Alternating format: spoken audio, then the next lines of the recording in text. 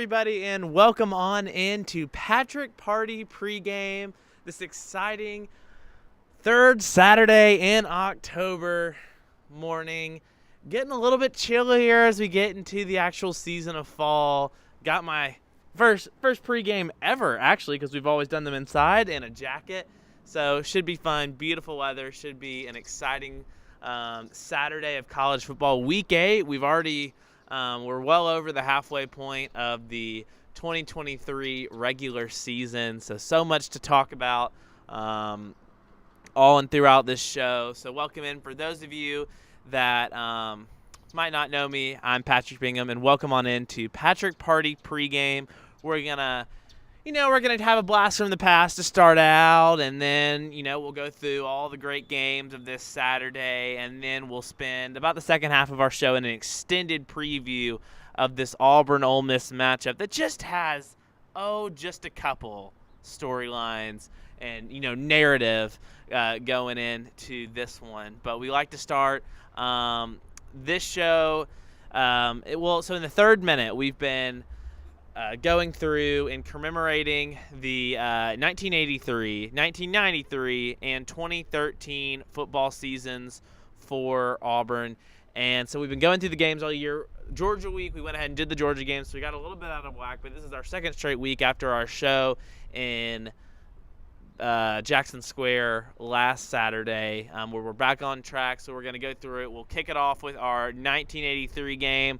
Auburn-Georgia Tech used to be a fun rivalry. Georgia Tech is still one of Auburn's, I want to say it's in the top 6 or 5 all-time played opponents. They were great rivals for such a long time, and, of course, Georgia Tech used to be in the SEC for some time, and then they've been in the ACC, and Auburn really hasn't played. The last time Auburn's played them was the 2003 season. But Auburn played the Ramblin' Wreck from Georgia Tech, and Georgia Tech got out to lead. Auburn had a bad first half. Bo Jackson had a fumble to come out of the second half, but Auburn was able to pick up, number 5 Auburn at the time, was able to pick up a 31-12 win at Grant Field in Atlanta, Georgia, to keep their hopes of a potential national championship alive. I'll also just take some time to plug something I did for the Auburn Plainsmen, an entity I'm a part of. I had the opportunity to write a story about the 1983 football season and if they should be recognized as the national champions or not. Currently, that issue is out on print, so you can find that on campus. If you get a copy of the Plainsman, it'll eventually go online. I'll shoot that link out on some of my social media platforms. In 1993, number 22 at the time, this first time Auburn cracked into the polls at number 22. They played Mississippi State at home at Auburn in Jordan-Hare Stadium, a place both Mississippi schools, as we'll talk about today, have struggled to win. Auburn picks up a 31-17 win at about the halfway point in their season to keep their undefeated bid alive. And then Auburn's first of easier-ish opponents of the 2013 season. Auburn beat Western Carolina 63-3. This is notably the last time Auburn has played pay-per-view on a game. This is the year right before the SEC Network launched in 2014. You hear the is that the Lane train? You hear the Lane train coming on down. They're rolling on into Auburn. They're rather loud. But Auburn played Western Carolina, blew them out. This is after that win against Ole Miss in 2013, before their trip to College Station, which will be such a fun one to document and kind of relive next Saturday. So with that, let's go ahead and get on to, enough from the past. Let's get on to the games from today. And, man, do we have a dandy. Maybe one of the games of the year to start this slate here on this Saturday. That's Penn State. That's Ohio State in the Horseshoe up in Columbus. This should be a fun one for all involved. There has been – it was the summer of Penn State, and we've talked about it. And really for all three of the big boys in the Big Ten, that's Penn State, Ohio State, and the Michigan Wolverines have had an interesting news week. It's been one of those things where, we all know they're good. We know all three of them are good. We know all three of them could win the Big Ten, but they hadn't played anybody yet. Now, Ohio State beat Notre Dame, so they had played somebody. But Penn State and Michigan had – and I don't even know how much of it's their fault. Michigan had a series with UCLA that got canceled because it got canceled because UCLA is coming to the Big Ten. So, I don't know how much we're going to blame them for that one, but I will say, Penn State played West Virginia, and West Virginia, they're all right. They're much better than we thought they would be. That they didn't look that great on opening night. And in Penn State's home opener, that was a big-time atmosphere. And I'll say in this one, it was a summer Penn State. Man, people were like, this could be the year Penn State could do it. They got the new freshman quarterback. They got the pieces. They could get the offense. And the offense, and really both of these teams, has been so bland through the first several weeks. But it's one of those things where, like, maybe it's because they can.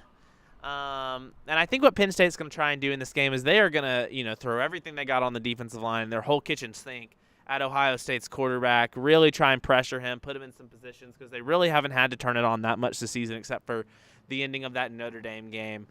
This is going to be this is one of those. We said it with Oregon-Washington last week, which certainly lived up to the hype. This is one of those you kick back, you relax, and you just watch a good Big Ten football game. This one will be in the horseshoe, and I will make this pick later on Pat's Picks. Team that lost last week, two teams that lost last week, actually. Washington State, they got blown out and by Arizona, who has a good team. They're sneaky good, and USC's seen that. Washington see that. Oregon's lucky they don't have to play them. Oregon will host Washington State. This should be a fun one. I do expect a bounce-back game from Oregon. I'll go ahead and make the pick. I like the Ducks in this one. They looked good, and it's funny because Mario Cristobal 2 weeks ago against Georgia Tech made such a weird, the whole didn't need the ball, ended up losing the game, and then everyone was like, well, Dan Lanning's so much better at that, and then, he went for it on some fourth downs and didn't get it, ended up costing Oregon the game against Washington. I do think Oregon and Washington will play again, so never to fear. But it's funny how that stuff works out. This should be a fun one. Expect a lot of points in this one. Just because Oregon lost to Washington, that was a heavyweight fight. All of Oregon's Gus Malzahn-ism, all of Oregon's goals are still intact. It's the third Saturday in October. We said it in our open, and we'll say it again. 17 Tennessee, 11 Alabama. Apparently they played a good football game last year. That's the rumor. It's the rumor we're hearing this Saturday morning. Of course, we all remember the game in Neyland, the last second, the ugly, but they made it, the last second field goal win for Tennessee, snapping that 15-game losing streak to the Tide. They have not won in Tuscaloosa since the first year I was alive. It's been a minute. In this game, I can't help but think it is two quarterbacks that can throw a deep ball. I would say they're both mobile. Of course, Jalen Milroe, much more mobile, and it is a presence in Alabama's running attack. But they both struggle with that intermediate, middle of the field ball. Whoever can throw it the best will win this game. I'll make this pick later. The fact that it's a home game for Alabama, and can Tennessee win 2 in a row? I don't know. But Alabama, they've been skirting by. They've been flirting with everyone. And, I heard someone tell me, they were like, Alabama, it's so impressive. They just keep winning all these close games. And I'm like, yeah, but sooner or later, as we saw last year with Alabama, that will come back to bite you. Yes, you'll have experience in close games, but if you keep playing close games, eventually you will lose one. We saw that with Alabama. They had 5 swing games last year. They won 3. They lost 2. And so, I said last year, I was like, I don't even know what the argument of like, well, we were so close to being, undefeated or 11-1. Like, we deserve whatever. I'm like, you were also so close to being 7-5. So, like, come on.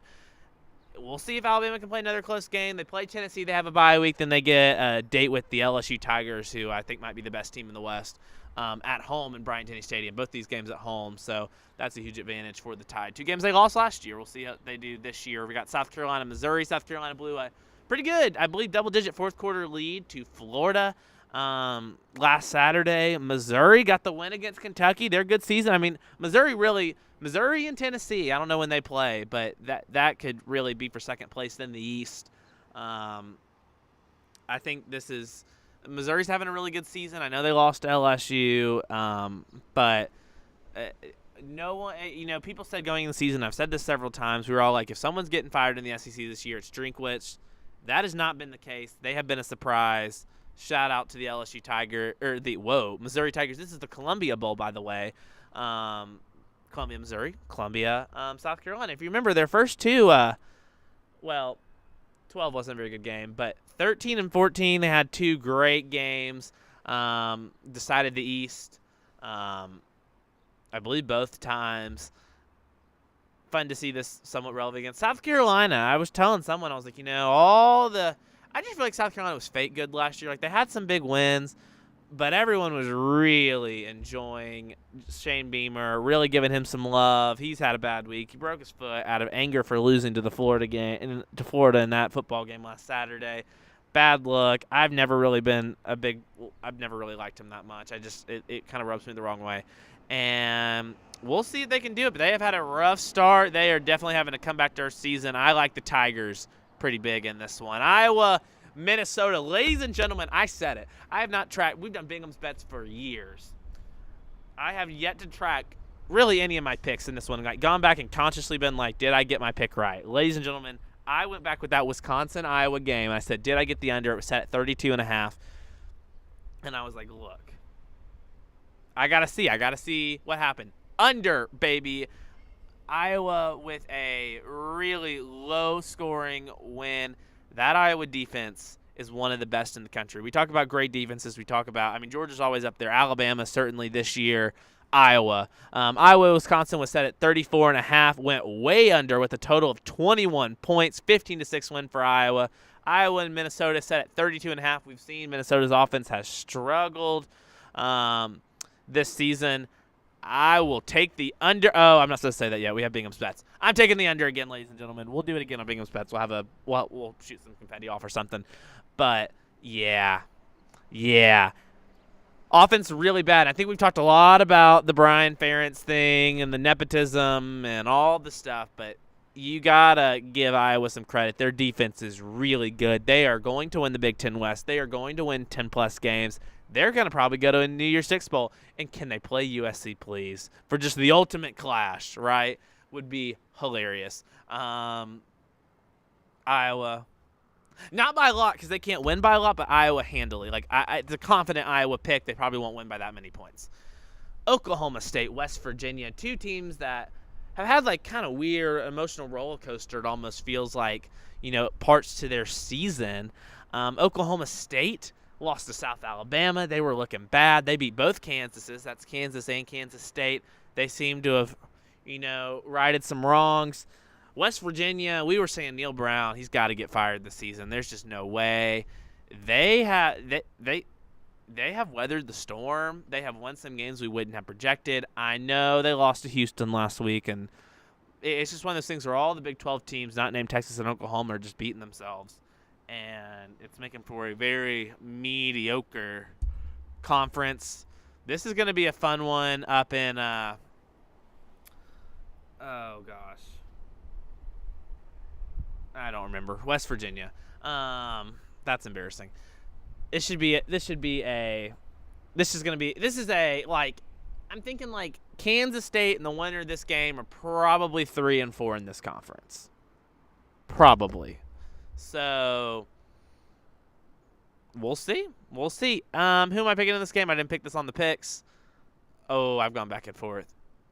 I want to take West Virginia, but I'm going to take Oklahoma State. Two purple teams. TCU, in the spirit of Halloween, purple people eaters. Even that was a Vikings thing. TCU, Kansas State. TCU has just been very They just lost. Name your top 5 favorite players from TCU last season. They're all probably gone. Kansas State, they need to win this one. If they want to be in that third or fourth place in the Big 12, this is a game they need to win. It's at home in Bill Snyder Family Stadium. I like the Wildcats in that one.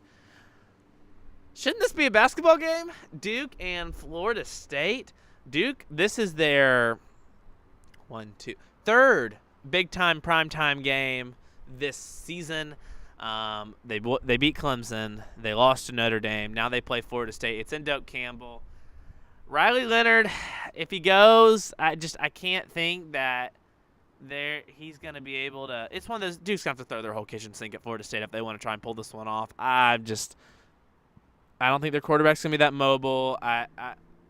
It's been a great story with Duke, and I think they're going to end up having a pretty good season. But, the Duke-North Carolina game is going to be a lot of fun. It's one of those Duke's having a great season. It doesn't help that their rival's having probably a better one.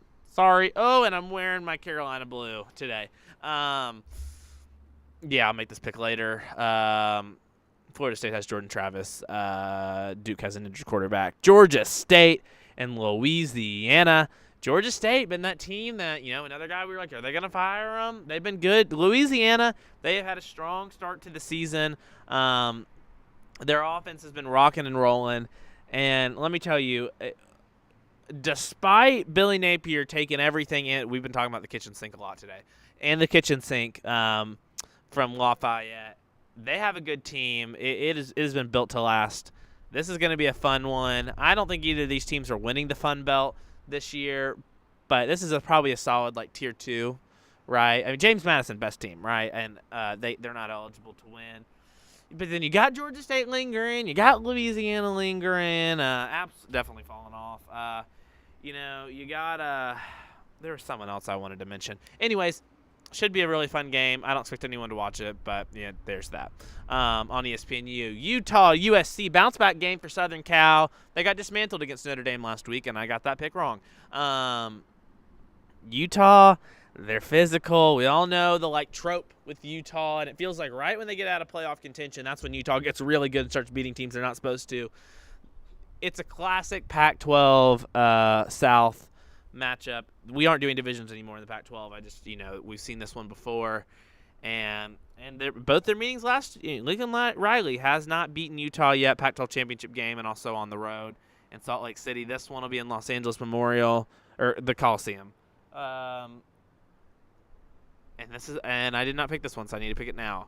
Oh, I'm gonna go. I'm just not a believer in USC. I'm sorry, your defense sucks. I'm gonna go with Utah, maybe the hardest picked game for me of the day. Miami, Clemson. They're both good, and I both think they're good, but are they? I don't know about this one. Miami's the home team, but I just struggle picking them. They've lost 2 straight. This is one Dabo needs to win, and Dabo had a weird week at the press conference, making the comments of, maybe we should lose some more, get some more bandwagon people off our team. Dude, come on. Probably going to win this game, though. I like Clemson. I didn't make this pick on the picks, so I'll do it now. And do we have enough narrative? Auburn and Ole Miss and Jordan-Hare Stadium right behind me. A Saturday night game. It's bound to get weird. Been a lot of drama between these two programs over the years. And for the final time in the SEC West, this is going to be a dandy. We talked so much last week about Auburn and LSU. Their final time as Western Division foes. Their last time playing each other maybe for a while. Ole Miss and Mississippi State, these next 2 weeks, this whole 3-game stretch, not on the schedule next year. Don't know the next time Auburn will host the Rebels, and especially with Freeze and Kiffin, this should be a dandy Saturday night game. Let's go ahead and get into our extended preview. Let's talk about Ole Miss for a second. So storylines from the Ole Miss perspective, and then we'll kind of get into the actual X's and O's and the teams. There's a guy named Lane Kiffin. You might have heard of him. Pretty good coach out at Oxford. And Auburn got to the 11th hour with Mr. Kiffin. Certainly, I believe, made him an offer. I know I'm not a reporter. I don't know everything. But to my knowledge, Auburn made him an offer. Decides, family reasons, other reasons, needed to stay in Oxford and continue to coach Ole Miss. Auburn goes the Hugh Freeze route. For Lane, Ole Miss is coming off a bye week. You can't help but think that this is one he really wants to win. Ole Miss has not. And this will be so I had lots of coverage for this game. Of course, we got pregame. We got our picks. We'll have our email newsletter that was sent out Friday afternoon. That'll have the preview, the podcast. But I also wrote the preview for the Plainsman Players to Watch Keys to Victory. And I also was a part of Plainsman Picks, where I got to give my opinion. Ole Miss has not beaten Auburn back-to-back years in 71 years. You got to go back to the 50s for that one. Ole Miss has only won once in Jordan-Hare Stadium in 20 years. They won that Lane Kiffin said that in his press conference. And it's one of those things where it's like Ole Miss, for whatever reason, Auburn has been the Achilles heel. They have only won the state of Alabama. They've only beaten teams from the state of Alabama, Auburn, Alabama, 21 times. They have even more rarely won in this state, 3 times in Jordan-Hare Stadium. Big opportunity for Kiffin and his lane train that rolled by earlier. If they want to get this one done, they had the bye week. You got to know he's going to be in his bag. You know he wants this one. Funny moment. AL.com writer wrote this, I guess, opinion piece on, if Kiffin can't beat Auburn, he just ought to be fired. Kiffin retweeted that at 5 in the morning the other day, which that's part of the antics. That's part of the fun. Kiffin was also Alabama's offensive coordinator. Posted a picture of his son Knox dabbing on the field. You remember that was the big thing in 2015 when Newton was having his big run with the Panthers when they beat Auburn in that Iron Bowl. Man, a lot of narrative on that. Also, you got the whole Ole Miss thing of Auburn stole their coach with Tommy Tuberville. And then they didn't steal their coach this time, and so maybe they feel as though they've made a step up. I don't know.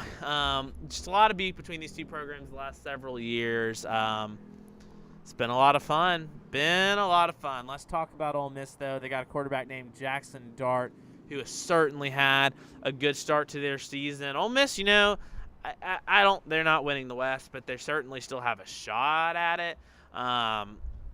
Jackson Dart, statistically, they have a shot.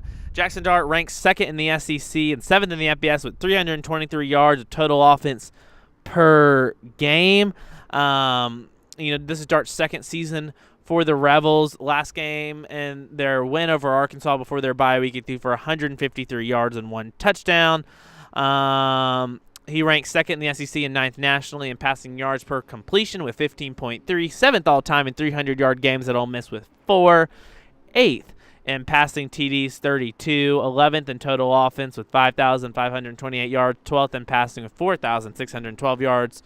Golden Arm watch list out of Utah, was at USC for a year. Transfer portals over to Ole Miss, has 12 touchdowns on the year, 2 interceptions. Throws it around a lot. They just do a little bit more on offense than LSU did. They run a lot faster. Talked about this on something I wrote. But Ole Miss is one of 12 schools nationally with at least 7 yards per play and 1 of 9 below 23 seconds per play. We talk about the dynamics of LSU's offense, but Ole Miss likes to go fast. And that could be something that cocould really struggle with this Auburn defense. And we'll talk about Auburn's angle in a second. But, it's one of those things where if Ole Miss could get up, and pretty much the LSU blueprint, if Ole Miss can get up 14-0, 17-0 early in this one, you can just about count it over because that would be an insurmountable hill for this Auburn offense to climb. They want to go fast. They want to score a lot of points. Ole Miss wants this to be a shootout. And you can't help but talk about Ole Miss's offense without also mentioning Quinshawn Judkins, number 4, their running back out of Pike Road, Alabama. A steal for Lane Kiffin, when Harsin was leading for Auburn, didn't want to recruit him, didn't really want him on the team. Kiffin went and sat out in the rain and watched him. Judkins, preseason All-SEC running back, had a huge season last year. Been great for the Rebels. This one's personal when the somewhat hometown team that's only about 40 minutes away wouldn't recruit you, but Ole Miss would, and you're playing so great in the SEC. Judkins tallied 65 total rushing yards and 1 touchdown on 18 carries versus Arkansas. 7 career multi-touchdown games. Had a huge game against LSU. Maxwell, Walter Camp, Doak, Walker, award watch list, consensus preseason All-American. We've talked about how great he was coming in the season. He's had 900-yard games in his career. He's had 22 total rushing touchdowns in his career. Just had a huge season for Ole Miss. And, I'll say for Judkins, I went back and I watched all of Ole Miss's offensive plays against Alabama and against LSU. And the key difference, we've talked about Alabama. Defense, good Citrus Bowl. They do have a great defense, and their defensive line is what really disrupted this Ole Miss offense. When I went back and looked, the thing that I just kind of – and I'm no guru, X's and O's scheme guy. We know that. But just pure watch the plays, and it was every offensive play, no TV timeout, back to back to back. The thing Alabama kept doing is they kept getting home with only 4 guys, and they were able to stop the run. And they were able to contain the quarterback. And it's such simple, get home against the quarterback. What a basic concept for a defense. That's not really advanced analysis. But Alabama was able to win the line of scrimmage, dominates Ole Miss's offensive line. As you remember, Ole Miss's offense had an offensive line coaching change. Jake Thornton came to Auburn, now coaching up Auburn's offensive line, which has improved this season for all the offensive flaws for Auburn. And Alabama was able to dominate on the line of scrimmage, on the defensive line. Judkins, outside of the first maybe first 2 drives in the first quarter and late in the fourth quarter, wasn't getting more than 2 or 3 yards max on a carry. They were able to pressure Jackson Dart, get him in situations that he didn't want to be in, but also were able to not let him run. Really just a masterful thing. If Alabama wants to have confidence against LSU, they got to do what they did against Ole Miss against LSU from the defensive line. LSU, other way around. Their line couldn't get home. They were constantly out of position, and Ole Miss was just running all around, and Ole Miss was able to get the ball passing, so I think LSU felt like they had to get more guys in the backfield, and Judkins was just able to go. It's almost like the passing game sets up the running game a little bit for Ole Miss, and Judkins was able to run wild, had a huge game at home and a win against LSU in the Magnolia Bowl. So that's kind of the book on Ole Miss's offense. Another key player, Jordan Watkins, number 11, a wide receiver for Ole Miss, had 7 catches for 86 yards against Arkansas, leads the team in both receptions with 36 and receiving with 536 yards in 2023. Also a punt returner, had a punt return for a touchdown and a 70-yard score against Mercer. Was named SEC Special Teams Player of the Week. 400-yard receiving games at Ole Miss, Senior Bowl watch list. He's a transfer from Louisville. He played last season and played again this season. Jordan Watkins, another one you might want to look out for. They're dynamic on offense. They do a lot of stuff. We all know Kiffin's scheme, likes to scheme stuff up. This should be going between the delayed bits package and kind of all the things Ron Roberts does and all the things Lane Kiffin does. This should be a fun clash. And Kiffin mentioned this. He's seen Ron Roberts before. Ole Miss played Baylor in that 2021 Sugar Bowl. And, Baylor got the win. Of course, Matt Corral got injured pretty early in that first half for Ole Miss, and they were just kind of without any offense. But Kiffin has schemed up and worked against this Ron Roberts kind of Baylor style of defense before, so he'll see it again on Saturday. Certainly an interesting recall I hadn't considered, but worth mentioning. Now let's talk about Auburn. So the Auburn side of the narrative, just a couple things. Of course, the coaching saga on the other end of not getting Lane Kiffin. Of course, they had gotten Tommy Tuberville, the Pine Box, everything. So they go out and hire an ex-Ole Miss coach, Hugh Freeze. And the Hugh Freeze angle is certainly an interesting one in this one. He has played Ole Miss before. He mentioned this in his press conference. I actually think it helps with all the emotional side of this one. He has played in Oxford. He has played Lane Kiffin and Ole Miss when he was at Liberty. They lost that game. So he said, we've kind of done the whole first-time thing. He said, look, I enjoyed my time there. Have a lot of great friends there. Proud of what we were able to accomplish. Obviously hate how it ended and all the circumstances. But one of those things where it's it's not just another game. It'd be silly to say that. It means something. And, of course, Freeze's daughters both put out on their social media this week. They were happy to be on this side of the rivalry. And I was like, oh, poking the bear. Literally, because Ole Miss had the bear for a while. And now they're shark, and they were an old white man. So you got that narrative and all that history and drama. On top of that, Auburn Ole Miss has just been a fun, clash. In Auburn, you think about the rebuilding, and you think about where Auburn likes to see itself, certainly above Ole Miss. And as a program, they have been. But you do, it's one of those, this could be a big moment to kind of re-solidify yourself of, we are consistently above them. In the hierarchy. Because as much as Auburn wants to compare themselves to the Georgias, the Alabamas, the LSUs of the world, you also want to stay ahead of the Ole Misses, the Mississippi States, the Arkansas of the world as well, maybe even A&Ms. And it's certainly going to be an interesting one. It's a Saturday night game in Jordan-Hare Stadium. We've talked about the history. Auburn doesn't lose to this team a lot, especially at home. But Auburn's got some work to do. This ain't any Ole Miss team. They are number 13 in the country. Their offense certainly scares you when you look back and you see what happened against LSU. And we kind of went in detail about a lot of that LSU game on the podcast, so I won't repeat myself. But, man, did you lay an egg after a bye week when you felt like you were able to maybe get some momentum out of that Georgia game. I will say, I don't think Auburn was, built to beat LSU. I don't know if they're built to beat Ole Miss, because you can make the same argument, well, Ole Miss could score a lot of points, but maybe Auburn could hold them, and, Ole Miss's defense isn't that good. Well, wasn't that what we said about LSU? The difference in this one, of course, is this game is in Auburn, and Freeze said that in his opening statement. He's like, thank God we're playing in Jordan-Hare Stadium. We're going to need it to be at an all-time high level. Certainly think that's capable. I'm not huge on the whole Jordan-Hare Stadium magic bit, but certainly going to be a big-time atmosphere, a big-time football game. Auburn has played better at home. We'll see if they can keep that going.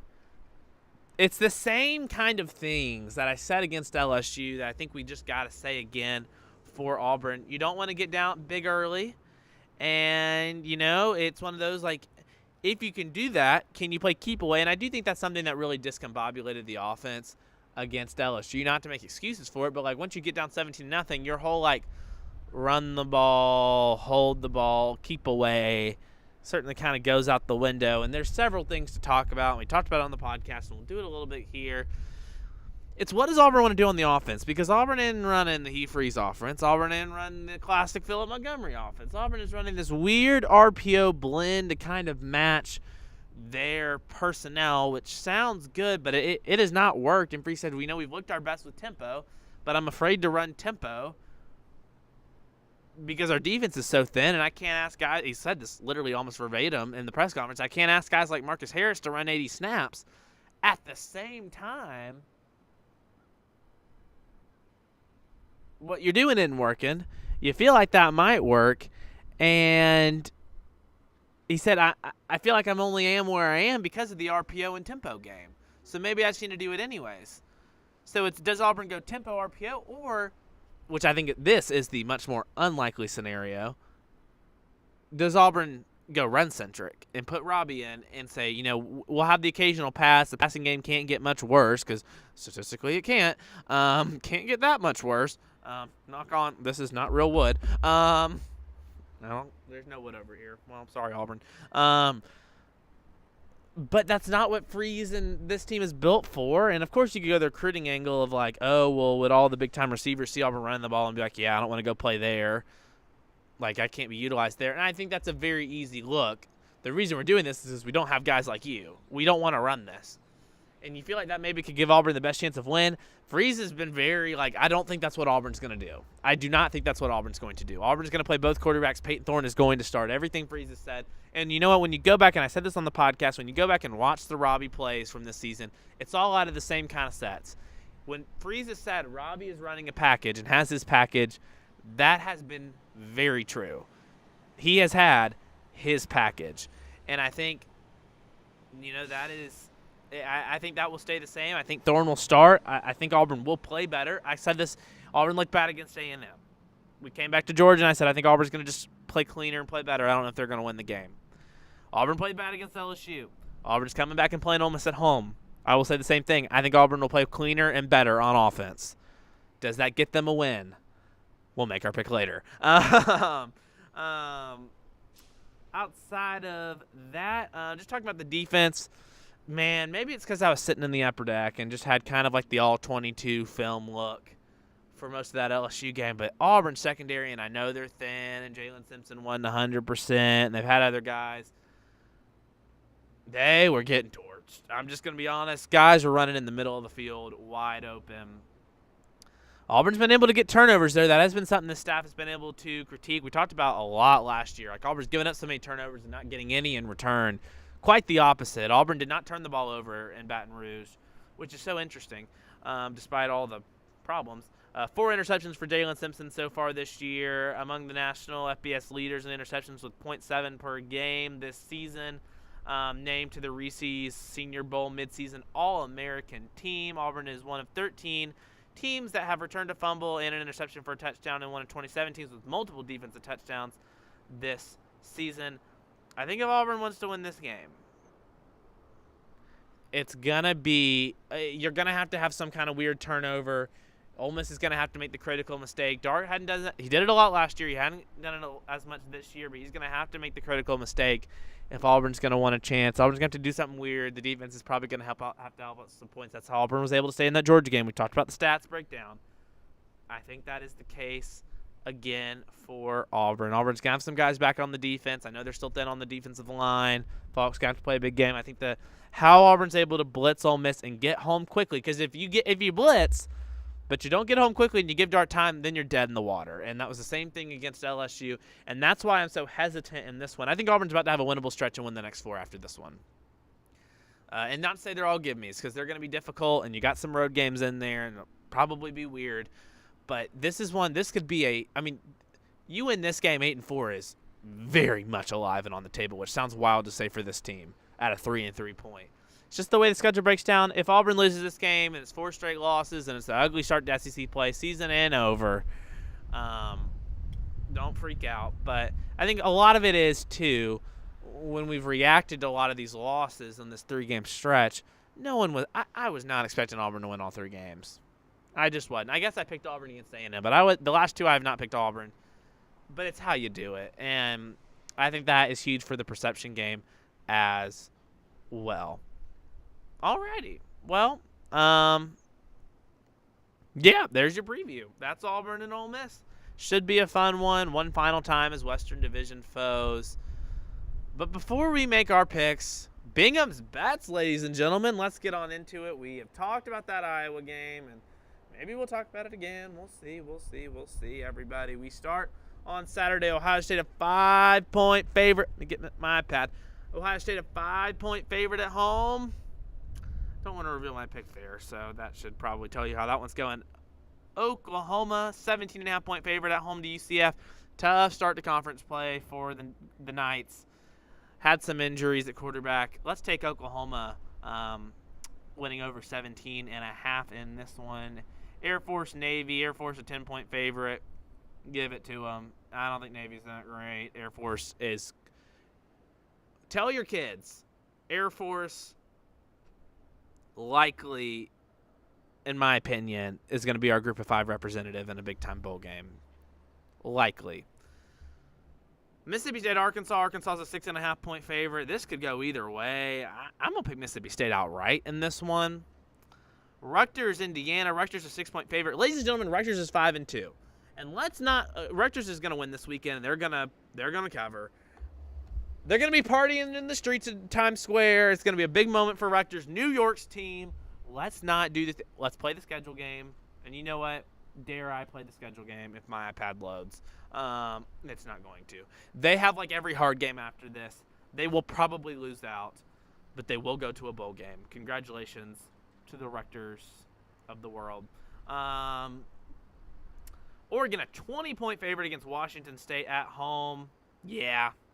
Ducks in that one. That one feels a little bit ballsy. Tennessee, Alabama. Alabama, a 9.5-point favorite. Alabama keeps playing all these close games, so why not again? I don't want to reveal my pick. We'll say it's going to be closer than 9.5. I'll make that pick later. South Carolina, Missouri. Missouri, 7.5-point favorite. Tigers. Iowa, 3.5-point favorite. I'll take the over on that one. They'll probably win by 4. Let's just be real. Under. Iowa, Minnesota. Ladies and gentlemen, under in that one. USF only a 1.5-point favorite over UConn. UConn, bad. Let's take USF in that one. I think I picked Oklahoma State and West Virginia. Oklahoma State. West Virginia is a 3.5-point favorite at home. That's basically what you get for being a home team. Oklahoma State in that one. Texas, Houston. Texas a 23.5-point favorite. Man, you hate it for Houston because they fought so hard to get back in this conference, and Texas has kind of told them no, and they finally get this big home game against Texas, and they are not good. And Texas is good too, but they are not good. They did beat West Virginia last on that Hail Mary. Texas will cover 23.5-point. Favorites, UNC, 23.5-point favorites against Virginia. Yeah, North Carolina by a lot. Virginia still struggling by a lot. Michigan, 4.5-point favorite against Michigan State. This one's going to get ugly. Jim Harbaugh's going to have too much fun in this one. Michigan covers by a lot. Florida State, 14.5-point favorite. I'll make this pick later, but Florida State's going to cover, ladies and gentlemen. USC is 7-point favorite. Oh, I don't know. I'm not making that pick. That's hard. Auburn and Ole Miss. Ole Miss 6.5-point favorite. I'll say this.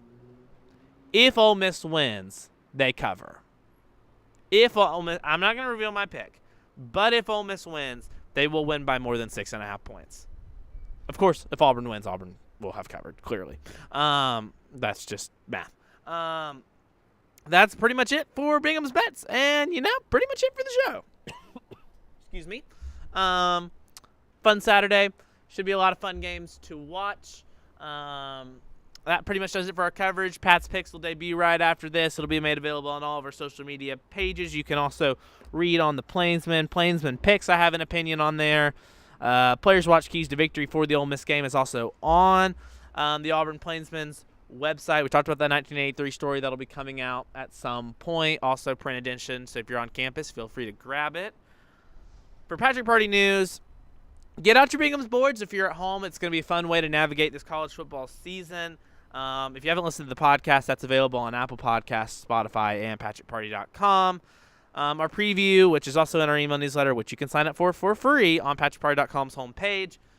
Our newsletter is also out or not our newsletter, but like our preview story is also out as well. So should be a fun one and all. That's going to do it from our show here from lovely Auburn, Alabama. Should be a great weather day. Wear your jackets. Wear your jackets, ladies and gentlemen, to this game. I know there's going to be a bunch of probably very pretty college girls that will wear skirts and will regret that about 10 minutes into the stadium and will want to go home. But maybe it'll be a good game and they'll have to stay. We'll see. We'll see. With that, that'll do it from Patrick Party Pregame. Let's go ahead and get into it. It's Pat's Picks, Week 8.